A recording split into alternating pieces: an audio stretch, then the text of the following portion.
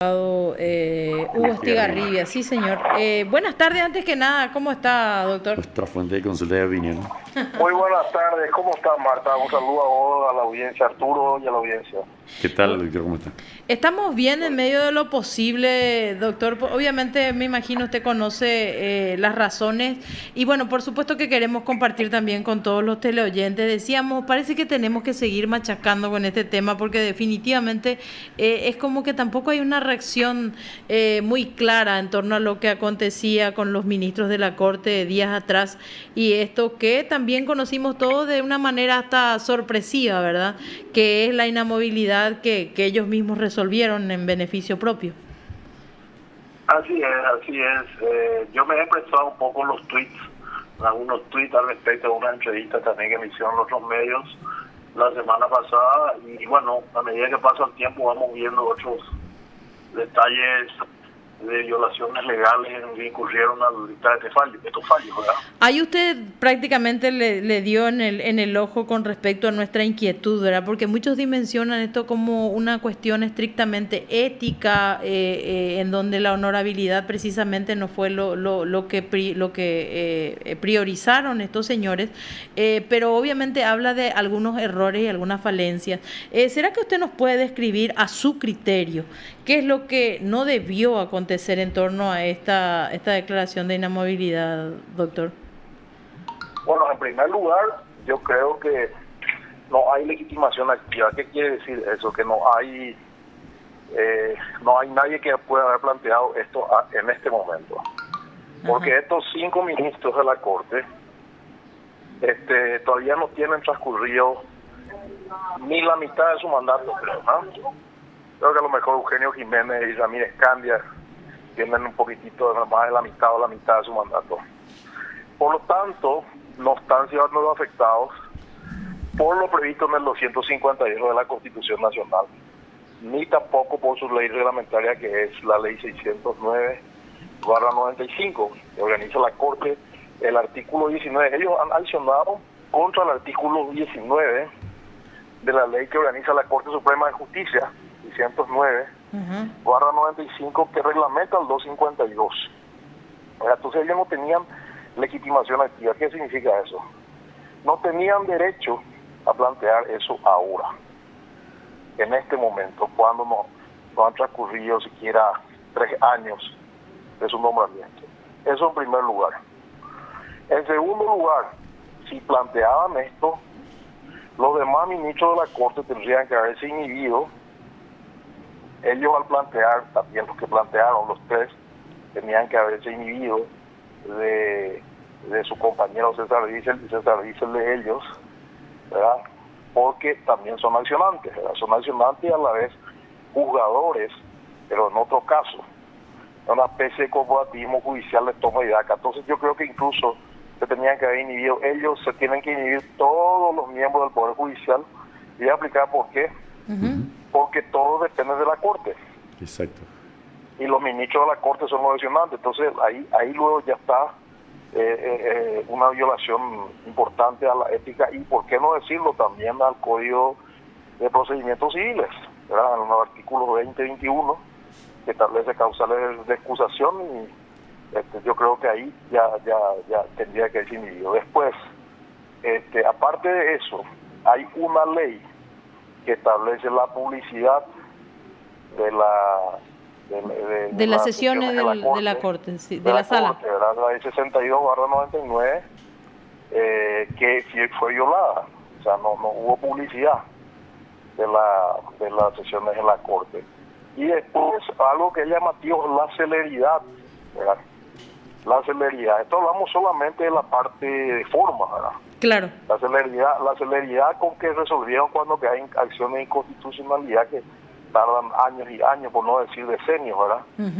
O lustros en resolverse. Entonces, y después el secretismo. ¿Por qué? ¿Y por qué la celeridad? Porque se presume que iba a llegar a la Corte una persona que tiene que a los 5 años ellos deben someterse a procedimiento de confirmación, que es el actual ministro de la Corte, Víctor Ríos. Casualmente, cuando ya estaba prácticamente consumada la designación de él, sacaron este fallo, ¿verdad? Bueno, y después vamos a lo más grave, ¿verdad? Ellos omiten referir a cuestiones fundamentales. Por ejemplo, ellos dicen, bueno, se declara inconstitucional el artículo 19 de la ley 609 que reglamenta el 252 y términos más, términos menos, nosotros nos regimos por el 261. El 261 refiere realmente al procedimiento de remoción de los ministros de la Corte, que es diferente de los demás magistrados, porque los demás magistrados por juicio político no son removidos, son removidos por jurado de enjuiciamiento. Y ministro de la Corte por juicio político, establece el 261, y la edad en la cual acaban su mandato. Pero eso tiene que ser interpretado en concordancia con el 252, que establece que para adquirir la inamovilidad se requieren 2 confirmaciones, vale decir, un primer periodo de 5 años y 2 confirmaciones, 15 años. La inamovilidad es hasta los 75 años. No es que ellos son inamovibles desde que son designados, ¿verdad? Entonces, este artículo había que interpretar el 252 en concordancia con el 247, que establece que la Corte integra el Poder Judicial, porque el 252 está en las disposiciones generales para todo el Poder Judicial, incluida la Corte, que está en el 247. Y en la misma sección están artículos de incompatibilidades, inmunidades, que son aplicables a la Corte, pero la Corte dice, no, esto no aplica a nosotros, solamente aplica el 261. Entonces, si no aplica el 252, no aplica el 247, que establece que ellos son la cabeza del Poder Judicial, no aplica el artículo de inmunidad, el 254, el 255, ¿verdad? Incompatibilidades, entonces no aplica nada a ese capítulo. Si no aplica el 252, no aplica nada. Entonces ahí hay una interpretación que realmente no es interpretación, es tergiversación constitucional, porque tergiversan el espíritu de la Constitución, el texto de la Constitución del 252. No se consideran magistrados judiciales en algo que no les conviene, pero en otros artículos sí son magistrados judiciales, por ejemplo, el ser parte del Poder Judicial. Convengamos, claro, convengamos que algunos de los ministros, de hecho, tienen ya esta inamovilidad porque son magistrados, o sea, eran magistrados anterior a... Claro, eran inamovibles en los cargos anteriores, por ejemplo, camarista, ¿verdad? Ajá. Porque tuvieron 15 años, ¿verdad? Está bien, pero lo que quiero decir es que la inamovilidad está garantizada por la Constitución, sí, pero ¿desde cuándo? Desde los 15 años. Desde los 15 años, un primer periodo de elección y otros 2 de confirmación, desde los 15 años para todos. Claro. ¿Verdad? Y ellos dicen, no, esto no aplica a nosotros, pues para nosotros aplica el 261, que cesaremos a los 75 años. Y ese artículo no refiere a la inamovilidad, eso que ellos dicen, sino que refiere a la edad en la cual termina la inamovilidad, que es 75 años. Claro.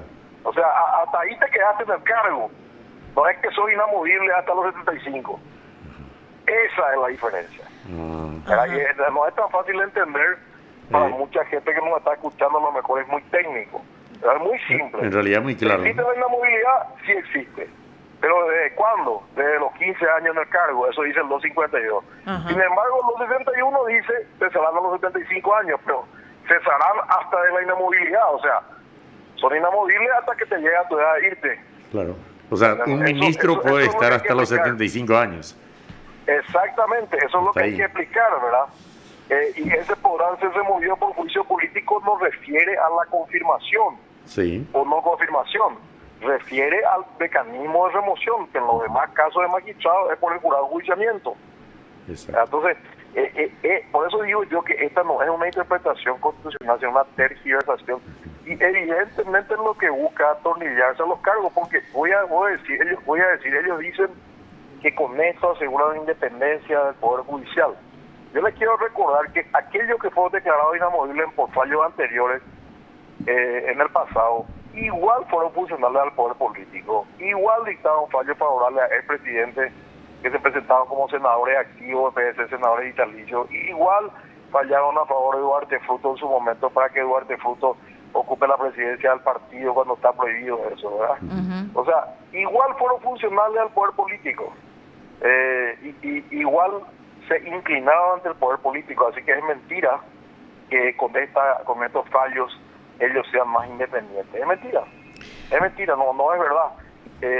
Y no es saludable para el Poder Judicial ni para la seguridad jurídica del Paraguay. Realmente es una gran desilusión para muchos que confiábamos en muchos de los nuevos miembros de la Corte, este atornillamiento tergiversando la Constitución. Claro, que fueron los que aparentemente más se apresuraron, los nuevos. Efectivamente, porque incluso antes, fíjense lo que les digo yo, ¿cuándo ellos tendrían derecho a cuestionar cuando son afectados? ¿Y cuándo son afectados? Cuando se pierde, cuando está terminando el primer periodo y tendría que ir a la confirmación.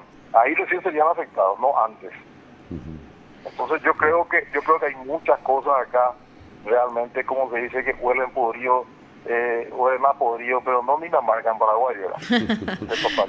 Ahora, doctor, obviamente que el panorama que ilustra usted es un tanto pesimista, y de repente nos queda pensar en qué se puede hacer para revertir situaciones como esta. Obviamente que el hecho ya se consumó, ya no hay vuelta atrás en torno a esta decisión, pero en líneas generales se avisora una solución a esto que evidentemente parece va a ser algo recurrente. O sea, el que accede a este cargo y a pesar de lo legítimo que establece la ley, dice, bueno, 75 años, porque si uno les deja, evidentemente que van a seguir hasta que puedan, incluso excediéndose a ese plazo, y hay límites por ello, pero ¿qué podemos pensar como una salida, aparte de una clara reacción ciudadana? Correcta. Claro. Bueno, acá hay una realidad. Estos 5 ministros me dicen que la resolución por la cual juraron establece que fueron designados por 5 años, ¿verdad? Sí. Porque es una resolución del Senado. La designación del Senado se hace por resolución con acuerdo del Poder Ejecutivo. Sí. Ellos no han accionado contra estas resoluciones, parcialmente, de inconstitucionalidad, en concordancia con esto. Así que esas resoluciones están vigentes. Las que designan por 5 años. Eso, cuidado con ese detalle, ¿verdad? Esas resoluciones no han sido, o sea, las resoluciones de designación de estos ministros no han sido accionadas y han sido declaradas inconstitucionales y nulas. Solamente han sido declaradas nulas, inaplicables el artículo 19, nulo e inaplicable el artículo 19 de la ley 609/95. Así que muchos de ellos mintieron porque juraron en base a esa resolución y después plantearon esto. Entonces también una falta de la ética y una deshonra a la ciudadanía lo que han hecho, ¿verdad? Pero hay que ver ahora. Yo creo que la única solución acá es plantear el juicio político. Por más que parezca testimonial, porque acá mucha gente se ríe, a lo mejor dice que es teórico, es tiarrilla, ¿verdad? Sí. No, acá hay cuestiones que hay que hacer. Aunque parezca que no hay números, hay que plantear el juicio político de estos ministros por muchas de las razones que yo cité, ¿verdad? Claro. Por haber prácticamente hecho un toma y daca entre compañeros de la Corte y por tergiversación de la Constitución. Y bueno, hay que ver, pero yo no veo reacción, lamentablemente. Incluso estoy sorprendido porque no veo reacción no veo comunicado al Colegio de Abogados, de otras instituciones que antes han tan estrondosas, por ejemplo, en el proceso de elección de Río, ¿verdad?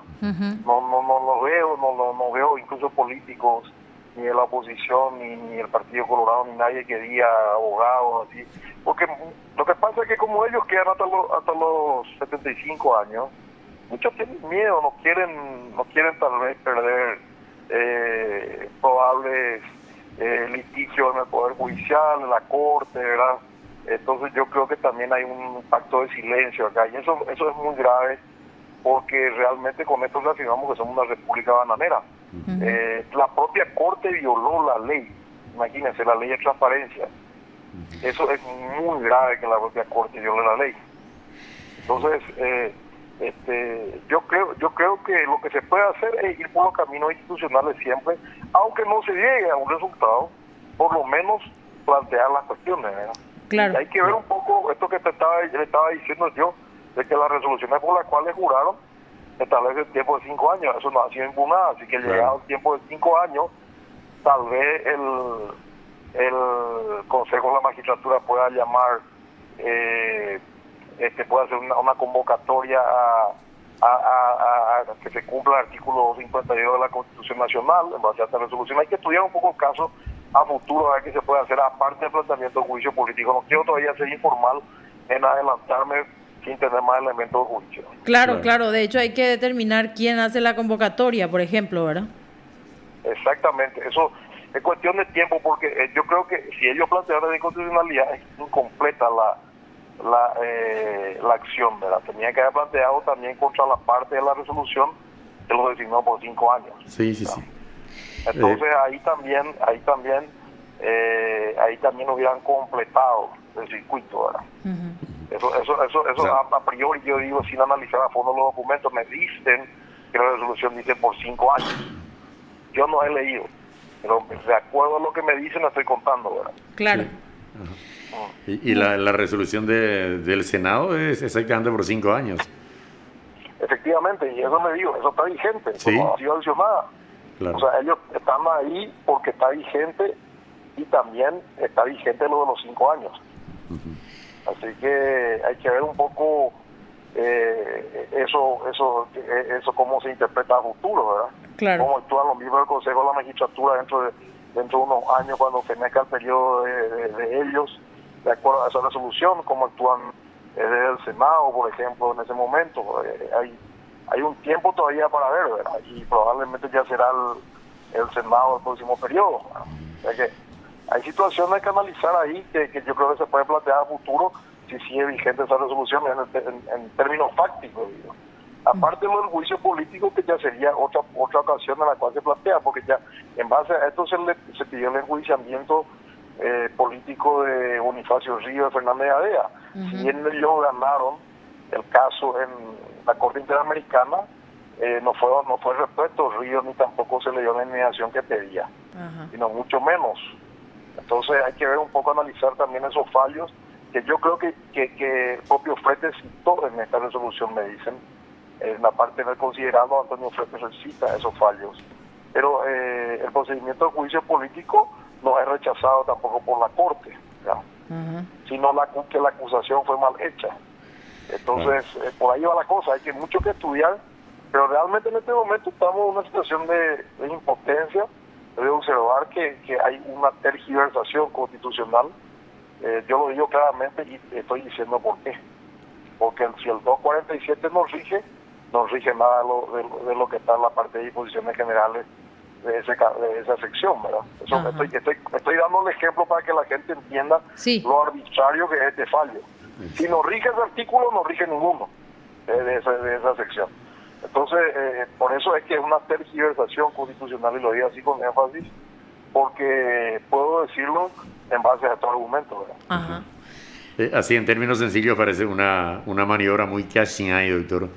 Y fulano, reúnanse pues y vean por esta decisión de inconstitucionalidad que yo iba a plantear y confírmenme hasta los 75 más o menos. Así es, y duele mucho cuando son miembros que venían trabajando relativamente bien, ¿verdad? Veíamos más transparencia, veíamos más energía, no fallos, más independencia, y realmente es un golpe muy duro para quienes confiamos en estos nuevos ministros, ¿verdad? Porque se vislumbraba un halo de esperanza, ya justificado por ciertas acciones de ellos, ¿verdad? Y sin embargo viene esto y es como un mazazo, ¿verdad? Cuando uno está confiado en que van a actuar bien, de repente viene esto y bueno, uno se siente muy consternado. Realmente la situación de los abogados es bastante preocupante en ese momento, y la justicia también. Claro, y afecta la imagen internacional del país por su casi inexistencia de institucionalidad en el Poder Judicial. Así mismo es porque es evidente que es un atornillamiento, ¿verdad? No hay claridad, y más ahora que la gente va entendiendo estos análisis que hacemos de por qué tiene que regir el 252, porque rigiendo los demás artículos de la misma sección, el 252 no nos rige a ellos, ¿verdad? Entonces, cuando uno empieza a disecar y explicar, y la gente entender y analizar cómo se hace una interpretación constitucional, porque una interpretación constitucional es de toda la norma constitucional, no es una parte nomás, no es un artículo, es un cuerpo de normas que se interpreta en un sentido determinado, ¿verdad? Entonces, acá sin embargo ellos van, como se dice, algo que no tiene nada que ver y que ya se grimió con éxito por anteriores ministros de la Corte. ¿Y saben por qué hacen esto? Porque saben que no hay mayorías para sacarlo por juicio político. Evidentemente. Es lo mismo que hacen, para no la diferencia, los que delinquen. Saben que no van a ser sancionados juzgados o ni juzgados. condenados. En este caso no hay sanción. Entonces ellos saben que no va a haber sanción por actuar así, entonces lo hacen. No hay juicio político, no hay posibilidad de sacarlo porque no hay números, están blindados políticamente. Entonces el blindaje político que ellos tienen para seguir en esos cargos hace que comprendan esta tergiversación constitucional, ¿verdad? Bueno, yo creo que quedó bastante claro. Sí, y solamente para hacer la salvedad, ¿verdad? Aproximadamente al filo del mediodía, hoy justamente el Colegio de Abogados sí emitió hoy un pronunciamiento y señalaba justamente que se demoraron sencillamente porque no querían cometer errores técnicos en la descripción de la posición. Obviamente también puntualizan algunas cuestiones concretas que fueron obviadas y de hecho señala un enroque indebido y apresurado. Es el título prácticamente, es decir, claro, es lo que detalla el pronunciamiento. Qué alegría me da con esta comunicación, Marta, me da una gran alegría porque realmente está muy preocupado. Si bien el Colegio de Abogados, hay que aclarar, es un colegio más de los muchos que hay en Paraguay, el Grupo de Abogados, tiene una simbología por su historia, ¿verdad? Sí. Yo soy socio del Colegio de Abogados y me pareció que el manifiesto con el tema de Ríos tenía, yo mismo lo dije creo en este medio, coincidía en líneas generales, aunque no en otros casos se había manifestado, creo que dije, ¿verdad? Sí. Y bueno, estas son las situaciones en las que si nos van a manifestar, hay que manifestarse en todo. Claro. Pues nada. Claro, no, y es el momento se manifestaron la vez anterior y esta vez guardaron silencio, entonces era preocupante. Claro, no, hay que sentar postura en este tipo de situaciones y es lo importante. Le agradecemos mucho el tiempo, doctor. Como le decía, bastante claro, es muy amable. Muy amable, gracias por la oportunidad, encantado. Buenas tardes. Chao, hasta luego. Te informó PDS Radio TV Digital. Y con quien conversábamos era con el abogado constitucionalista Hugo Estigarribia, que decía concretamente, estamos ante la tergiversación De la constitucional. Exacto, no había una interpretación, sino una tergiversación.